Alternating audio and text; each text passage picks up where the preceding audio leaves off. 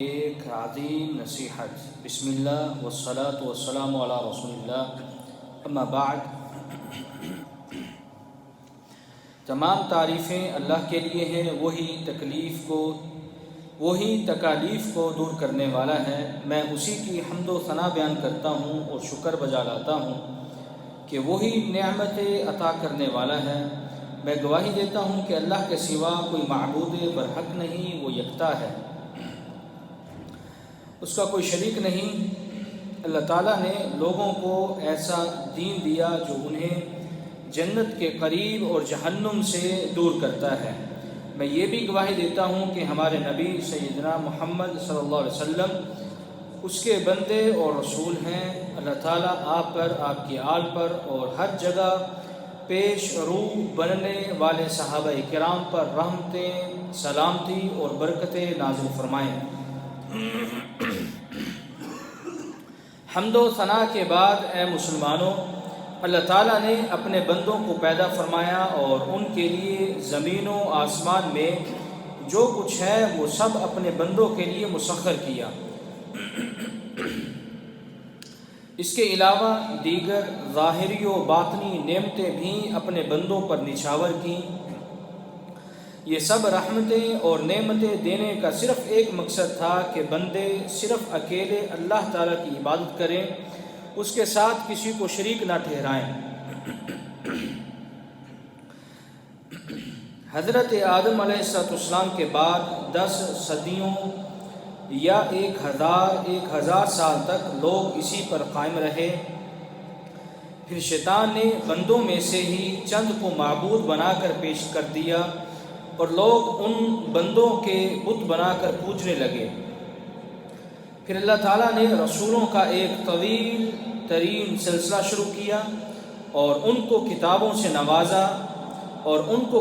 سے نوازا گیا تاکہ وہ لوگوں کو سمجھائیں کہ عبادت کے لائق صرف اور صرف اللہ تعالیٰ ہے، جن کی دعوت پر بہت سارے راست گو اور حق کے متلاشی اپنی فطرت پر لوٹ آئے، کیونکہ جو بھی بچہ پیدا ہوتا ہے وہ اسی فطرت پر پیدا ہوتا ہے کہ وہ اللہ کے علاوہ کسی کو شریک نہ کرے اور وہ اللہ کے علاوہ کسی اور کو معبود نہ بنائے۔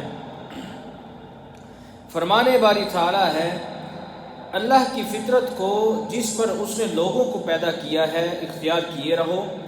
اللہ کی بنائی ہوئی فطرت میں تغیر و تبدل نہیں ہو سکتا۔ چنانچہ اللہ تعالیٰ نے ہر امت کی طرف رسولوں کو بھیجا تاکہ وہ شیطان کی دعوت سے لوگوں کو ڈرا سکیں اور انہیں صرف رحمان کی عبادت کا حکم پر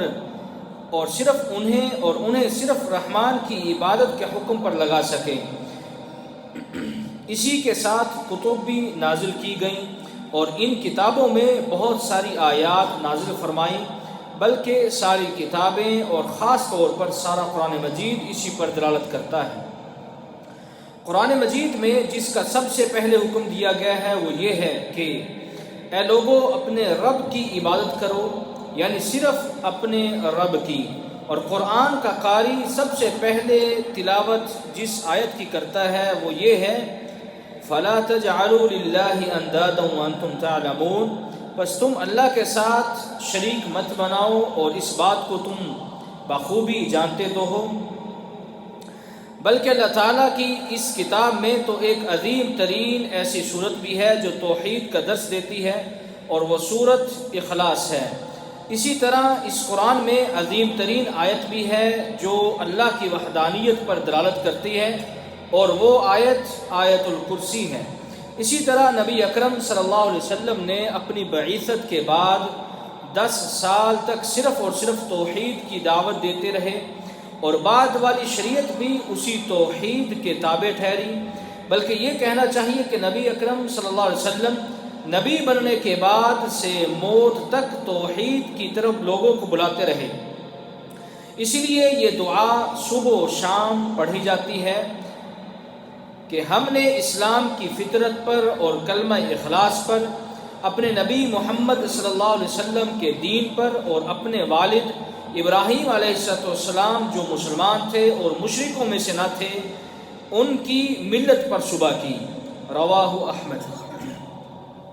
اسی طرح آپ صلی اللہ علیہ وسلم دین کی ابتدا توحید کے ساتھ کیا کرتے تھے، یعنی آپ فجر کی نماز میں سورۃ الکافرون اور سورۃ الاخلاص پڑھا کرتے تھے، اور اسی کی اپنی امت کو وصیت بھی فرمائی۔ چنانچہ ایک شخص نے نبی اکرم صلی اللہ علیہ وسلم سے پوچھا کہ آپ مجھے کوئی ایسا عمل بتلائیے جو مجھے جنت میں لے جائے۔ اس پر لوگوں نے کہا کہ آخر یہ کیا چاہتا ہے، لیکن نبی اکرم صلی اللہ علیہ وسلم نے فرمایا کہ یہ تو بہت اہم سوال ہے، سنو، اللہ کی عبادت کرو اور اس کا کوئی شریک نہ ٹھہراؤ، فرض نمازیں قائم کرو، زکوٰۃ دو اور رمضان کے روزے رکھو، متفق علیہ۔ اسی طرح نبی اکرم صلی اللہ علیہ وسلم اپنے صحابہ سے بیعت لیا کرتے تھے کہ وہ اللہ کے علاوہ کسی اور کی عبادت نہیں کریں گے۔ چنانچہ حضرت عوف بن مالک اشجعی رضی اللہ تعالیٰ عنہ کہتے ہیں کہ ہم رسول اللہ صلی اللہ علیہ وسلم کے پاس تھے، آپ صلی اللہ علیہ وسلم نے فرمایا، کیا تم لوگ اللہ کے رسول پر بیعت نہیں کرو گے؟ ہم نے بیعت کے لیے اپنے ہاتھ پھیلا دیے۔ بیعت کرنے کے بعد ایک شخص نے کہا، اللہ کے رسول، ہم آپ سے بیعت تو کر چکے، لیکن یہ کس بات پر ہے؟ تو آپ صلی اللہ علیہ وسلم نے فرمایا، اس بات پر کہ اللہ کی عبادت کرو، اس کے ساتھ کسی کو شریک نہ کرو، 5 وقت کی نماز کا اہتمام کرو، حکم سنو اور مانو۔ پھر ایک بات چپکے سے فرمائی، لوگوں سے کسی چیز کا سوال نہ کرو۔ اور جب آپ صلی اللہ علیہ وسلم نے بعض مبلغین اور دعات کو دوسرے ملکوں میں روانہ کیا تو ان کو حکم دیا کہ وہ سب سے پہلے توحید کا درس دیں، جیسا کہ حضرت معاذ بن جبل رضی اللہ تعالیٰ عنہ کو یمن کی طرف روانہ کیا تو انہیں فرمایا، آپ کے پاس اہل کتاب آئیں گے، اس لیے آپ کی دعوت کی ابتدا کلمہ توحید سے ہونی چاہیے، متفق علیہ۔ اسی طرح جب کوئی وفد آپ صلی اللہ علیہ وسلم کی خدمت میں حاضر ہوتا تو آپ صلی اللہ علیہ وسلم انہیں بھی توحید کی ہی دعوت دیتے تھے، جیسا کہ عبد القیس کا وفد جب نبی اکرم صلی اللہ علیہ وسلم کی خدمت میں حاضر ہوا تو آپ نے ان سے پوچھا، کیا تم جانتے ہو کہ اللہ پر ایمان کیا ہے؟ انہوں نے کہا کہ اللہ اور اس کے رسول بہتر جانتے ہیں۔ پھر آپ صلی اللہ علیہ وسلم نے فرمایا، ایمان یہ ہے کہ اللہ کے علاوہ کوئی عبادت کے لائق نہیں اور محمد صلی اللہ علیہ وسلم اللہ تعالیٰ کے رسول ہیں، ان دونوں چیزوں کی گواہی دینا ایمان ہے، رواہ البخاری۔ اسی طرح رسولوں نے اپنی اولاد کو بتوں کی عبادت کرنے اور شیطان کی اتباع کرنے سے ڈرایا۔ جناب ابراہیم الخلیل علیہ السلام نے فرمایا، اے میرے پروردگار، اس شہر کو لوگوں کے لیے امن کی جگہ بنا دے اور مجھے اور میری اولاد کو اس بات سے کہ بتوں کی پرستش کرنے لگے اس سے ہمیشہ بچائے رکھنا۔ اسی طرح نبی اکرم صلی اللہ علیہ وسلم بھی اپنی امت کو ہمیشہ ڈراتے رہے۔ ایک مقام پر انہوں نے فرمایا، میں اپنی امت میں جس چیز کا سب سے زیادہ ڈر محسوس کرتا ہوں وہ شرک اصغر ہے۔ تو پوچھا گیا کہ شرک اصغر کیا ہے؟ تو آپ صلی اللہ علیہ وسلم نے فرمایا، ریاکاری یعنی دکھلاوا کرنا، رواہ احمد۔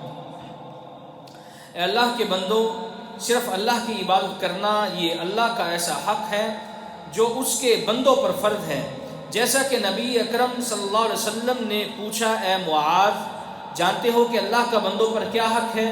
کہا، اللہ اور اس کے رسول بہتر جانتے ہیں۔ تو آپ صلی اللہ علیہ وسلم نے فرمایا، اللہ کا حق بندوں پر یہ ہے کہ بندے صرف اسی کی عبادت کریں اور اس کے ساتھ کسی کو شریک نہ ٹھہرائیں، متفق علیہ۔ حضرت ابو ایوب انصاری رضی اللہ تعالیٰ عنہ سے روایت ہے کہ رسول اللہ صلی اللہ علیہ وسلم ایک سفر میں جا رہے تھے، اتنے میں ایک دیہاتی سامنے آیا اور آپ صلی اللہ علیہ وسلم کی اونٹنی کی نکیل پکڑ کر کہنے لگا، یا رسول اللہ، مجھے وہ چیز بتلائیے جو مجھے جنت کے نزدیک اور جہنم سے دور کر دے۔ آپ صلی اللہ علیہ وسلم یہ سن کر رک گئے اور اپنے اصحاب کی طرف دیکھا، پھر فرمایا، اس بندے کو حقیقی توفیق اور ہدایت دی گئی۔ پھر آپ صلی اللہ علیہ وسلم نے اسے فرمایا، اللہ کی عبادت کرو اور اس کے ساتھ کسی کو شریک نہ کرو اور نماز کو قائم کرو، زکوٰۃ دو، رشتہ داروں کے ساتھ اچھا سلوک کرو، متفق علیہ۔ بلکہ توحید ہی ایک واحد ایسی چیز ہے جس سے دنیا و آخرت میں سعادت حاصل کی جا سکتی ہے۔ فرمان نبوی ہے تم لا الہ الا اللہ کہہ دو تو فلاح اور کامیابی پا جاؤ گے۔ رواہ احمد۔ توحید ایسی چیز ہے اگر اس پر کسی بندے کا خاتمہ ہو جائے تو وہ جنت میں داخل ہوگا۔ فرمان نبوی ہے کہ جس کا اس دنیا سے جاتے ہوئے آخری کلام لا الہ الا اللہ ہوا وہ جنت میں داخل ہوگا۔ رواہ مسلم۔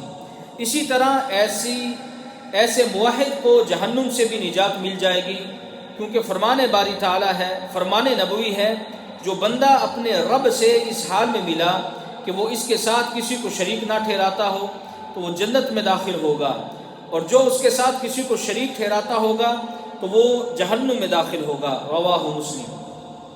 کیونکہ شرک تمام گناہوں سے بڑا گناہ ہے، اور اس گناہ پر پیغمبروں کی بھی تاکید، پیغمبروں کو بھی تاکید کی گئی ہے، کیونکہ فرمان باری تعالیٰ ہے اور اے محمد صلی اللہ علیہ وسلم تمہاری طرف اور ان پیغمبروں کی طرف جو تم سے پہلے ہو چکے ہیں یہی وحی بھیجی گئی تھی کہ اگر تم نے بھی شرک کیا تو تمہارے اعمال بھی برباد ہو جائیں گے اور تم ضیاءکاروں میں ہو جاؤ گے۔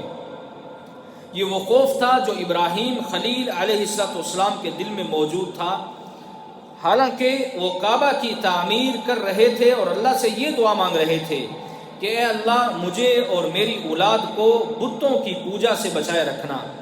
اسی طرح اللہ تعالیٰ نے ایک اور مقام پر حضرت یعقوب علیہ السلام کی وصیت جو انہوں نے اپنے بیٹوں کی تھی اس کا ذکر بھی فرمایا ہے۔ اور جب یعقوب اس دنیا سے رخصت ہو رہے تھے تو انہوں نے اس وقت اپنے بچوں سے پوچھا، بچوں میرے بعد تم کس کی بندگی کرو گے؟ ان سب نے جواب دیا، ہم اسی ایک خدا کی بندگی کریں گے جسے آپ نے اور آپ کے بزرگوں ابراہیم، اسماعیل اور اسحاق نے اللہ مانا ہے، اور ہم اسی کے مسلمان ہیں۔ یہی انداز محمد رسول اللہ صلی اللہ علیہ وسلم نے بھی اپنایا۔ چنانچہ آپ صلی اللہ علیہ وسلم نے ایک جاریہ یعنی ایک بچی سے پوچھا کہ اللہ کہاں ہے؟ اس نے کہا آسمان میں۔ رواہ مسلم۔ اسی لیے دینی کتب سلیم اور صحیح عقائد سے بھری پڑی ہیں جن سے اہل علم مستفید ہو کر اس دین کو ثابت قدم رکھے ہوئے ہیں۔ فرمان نبوی ہے میں تم میں ایک ایسی چیز چھوڑ کے جا رہا ہوں، اگر تم اسے اچھے طریقے سے تھام لو تو کبھی گمراہ نہیں ہوگے۔ پھر فرمایا وہ اللہ کی کتاب ہے اور دوسری میری سنت ہے۔ رواہ مسلم۔ اسی طرح شیخ الاسلام محمد بن عبد الوہاب رحمہ اللہ فرماتے ہیں توحید کو جاننا عبادت سے پہلے ضروری ہے، اگرچہ وہ نماز ہی کیوں نہ ہو۔ اے اللہ کے بندو، یاد رکھو کہ دین پر ثابت قدمی کی اللہ تعالیٰ سے دعا مانگنا انبیاء کی سنت اور ان کا وطیرہ رہا ہے، جیسا کہ حضرت یوسف علیہ السلام نے فرمایا اے اللہ مجھے مسلم ہی فوت کرنا اور مجھے صالحین کے ساتھ ملا دینا۔ اے مسلمانوں، توحید ایسی عظیم چیز ہے، ایسی عظیم نعمت ہے جس سے نفوس کو پاک اور مطہر کیا جا سکتا ہے اور بگاڑ کو سدھارا جا سکتا ہے۔ فرمان نبوی ہے جس نے لا الہ الا اللہ کہا اور ان کے ساتھ کفر کیا، جس شخص نے لا الہ الا اللہ کہا اور ان کے ساتھ کفر کیا جو اللہ کے علاوہ پوجے جاتے ہیں تو ایسے شخص کا مال خون بہانا حرام ہے اور اس بندے کا اجر اللہ تعالیٰ پر ہے۔ رواہ مسلم۔ اسی طرح یہ بات بھی یاد رکھنی چاہیے کہ توحید سے کرب اور تکلیف ختم ہوتی ہے، اللہ کی رضا ملتی ہے، اعمال قبول ہوتے ہیں، اجر میں اضافہ ہوتا ہے، زندگی پاکیزہ ہوتی ہے، گناہ معاف ہوتے ہیں، جنت میں بلا حساب داخلہ ملتا ہے۔ اسی لیے سب سے بڑی نعمت یہ ہے کہ دین پر چلا جائے اور اس پر ثابت قدم رہا جائے۔ یہ بھی یاد رکھیں کہ عقیدہ توحید ایک مسلمان کا انتہائی قیمتی خزانہ ہے، جسے اللہ نے اس دولت سے نوازا ہے، وہ انتہائی مضبوطی سے اس پر کار بند رہے اور اس عقیدہ کو درپیش ہمہ قسم کے خطرات سے محفوظ رکھے۔ جو بھی اللہ کو چھوڑ کر غیر اللہ سے مانگے یا قبر پر طواف کرے یا غیر اللہ کے لیے ذبح کرے یقیناً وہ نور توحید اور اس کے فضائل سے محروم ہو گیا، اب توبہ کرنے تک اس کی کوئی اطاعت قبول نہیں ہوگی، اور اسے قرآن و سنت میں بیان کردہ سخت سزاؤں کا سامنا بھی کرنا پڑے گا۔ اللہ تعالیٰ میرے لیے اور آپ سب کے لیے قرآن مجید کو خیر و برکت والا بنائے، مجھے اور آپ سب کو اس سے مستفید ہونے کی توفیق عطا فرمائے۔ وآخر دعوانا الحمدللہ رب العالمین۔